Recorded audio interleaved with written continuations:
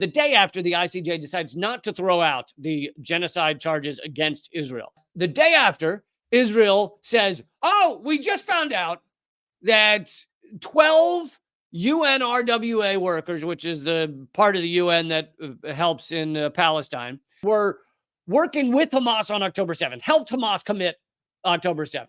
They just looked on their desk and the files were there and they were like, oh, look at that. Where is that information coming from, first of all? But also, here's the other thing I like to point out. Even if this story did not continue to collapse, even if there were 12 UNRWA employees that were connected or working somehow with Hamas on October 7th, guess what? There's 30,000 UNRWA employees. Deciding to defund the entire organization, the entire group, which helps tens of thousands of Palestinians, is nonsense.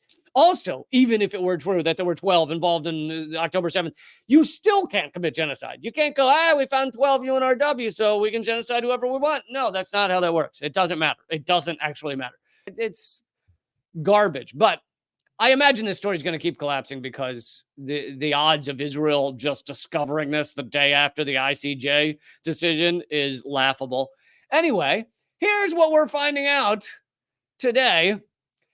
Social media activists have revealed that one of the authors of the Wall Street Journal article, which was one of the main articles about the 12 UNRWA employees, is an Israeli correspondent named Carrie Keller Lynn.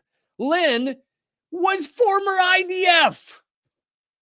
The Wall Street Journal article that revealed the connection between the UN agency and Hamas was written by former IDF.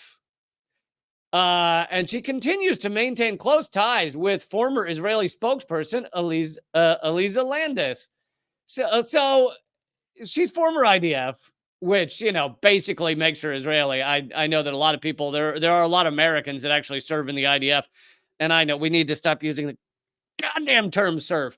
There are a lot of Americans that kill people for the IDF or help the IDF kill people. But she calls herself Israeli or not, she is. So this is the article that blew up the firestorm day after the ICJ decision, one of the articles. And here she is in her IDF uniform. What a great journalist, right? Writing that report.